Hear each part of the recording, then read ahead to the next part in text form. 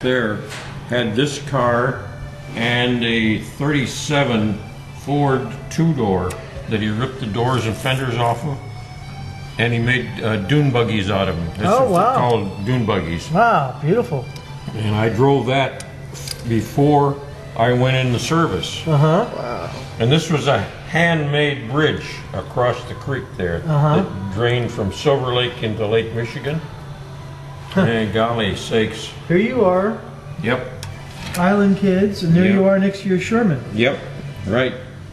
That's the same one that they're... Double trouble. Double now, trouble. why did you call it double trouble?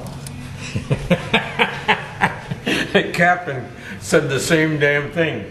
He says, I had my mind on other things. He says, I asked you to name that tank. And he says, what does double trouble mean? I said, Captain, have you ever been in our maintenance area and found it empty? He said, no, there's always a tank or a truck or something in there being worked on. I says, who's that trouble for? Oh, he says, trouble for our guys. Yeah. Well, what does the double mean? Trouble for them too. Trouble for those slant eyes. I call those Japs slant eyes. Yeah. He says, oh my God. Double trouble. He says, you know what? With a smart brain that you got, he said, I'm going to promote you to sergeant. That was that, huh? Yeah. He liked the name that much. Wow. There you are next to your M3. Yeah. That is fantastic. There, Yeah, that there is. she is. Now, where is this? That's in Oceanside. Oceanside, California. Yeah. Training on them. Yeah, on the mountain side of the highway. Mountainside, look at that. There's the hatch on her and everything. Yeah, Boy, look right. at that. Mm-hmm. And Thompson machine gun. Yep. And you received your Purple Heart. Yep, I did. There's my Japs pistol and saber that I got on Guam. Ah. I found that on Guam. And what happened to those? I still got the saber. Nice. Yeah, the pistol had been hit by an armor-piercing thing, and it couldn't be fixed. And so the guy out here in Goleta, I left it with him to see if he can fix it. And I didn't come back for about 2 weeks, and he gave it to somebody. Oh. And I said, you dummy. I says, I wanted that thing. This guy out here on Cal Real? Yeah. Oh, that's a shame. This is my dad. Boy, that's a shame. Does he know who he gave it to? No, he couldn't remember who he gave it to. Oh, that's a shame. Yeah. How convenient. This was my tank before I went in the Marines. You were styling. Yep. Beautiful Ford. Yep. Yeah, that is that amazing. 1941 Ford convertible. Wow. Can you imagine that? Yeah, you were styling. Now, tell me, how did you find your sword and where did you find it? I found it on Guam after the battle was over, and we were camped with our tanks, you know, because we still had enemies on the island, even though we'd cleaned them out. And so we were staying near our tanks. And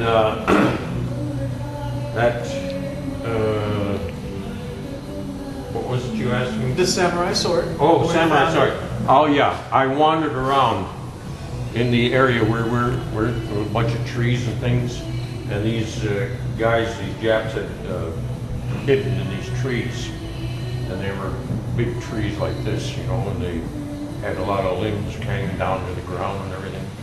So we went out there to see if there was anybody living in there, and I found this saber and the pistol in there. it? Wow. Yeah, I'd love to see that sometime. yeah. I got it at home yet. Yeah, I'd love to see that. Yeah.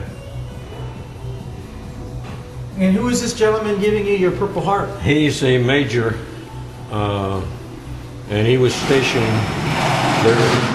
He was stationed there at Great Lakes. Who's making all that noise? Oh, it's your... yeah. Double trouble. This That's is good. amazing. This is Yeah, amazing. that first little tank I had, I don't think it was this one. It was one that the captain had. God. And I named it Nip Clipper. And then my second tank was a Sherman, but it had a bulldozer blade on it. And I called it Gay Blade. Gay blade? Because I was having fun. Yeah, it meant something back then, yeah. Gay today Yeah. means Something else. we called them queers in those days. Yeah. So, and who So was this guy next to you? that was my radio man. Oh, that was your friend. Yeah. Did he make it through? Oh yes. Uh-huh. Yeah, he passed away after the battle was over, and he lived in Boston, Massachusetts. Oh, he was wounded in the combat? No, Oh. no, he wasn't. He was a fisherman, Uh-huh. and I visited him once when I was living in Michigan, and I went back to there with my wife and her two sisters, and we stopped over there at his house, and he was only working about 3 blocks away on the beach there, and his wife, I think it was his oldest daughter, I believe, or no, it was his oldest son. She said he was about 10 years old at that time, and she said, take Bob down there to the beach where your dad is. She says, just walk a few feet ahead of him so that your father doesn't think you're with that guy. You know, he got down there about, the length of the building here away from him. And he said, hey, son, what are you doing here? And he turned around and he pointed to me. And then he looked at me and he said, oh my God!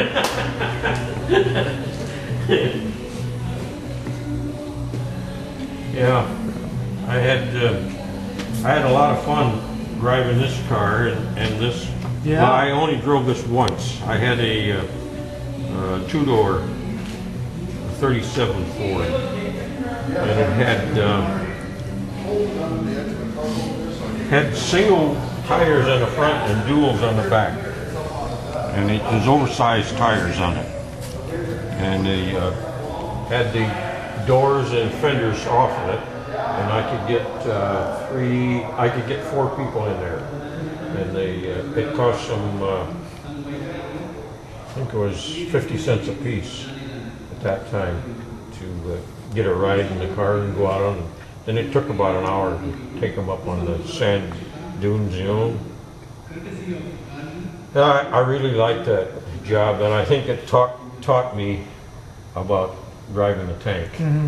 Yes, nursing machines over places they're not supposed to be. Yeah. Now, what did the 1 signify? Was that number 1 tank? Yeah, that was the number 1 tank. Okay. That was the captain's tank. Yeah, okay. Yeah. We had 18 tanks in Uh-huh. there, and he had everybody number them. 1 to 18. Yeah, Okay. 1 to 18. So when you were in combat, he would be in here. He'd call out tank number 5, move forward, tank number 10, fall back, something like that.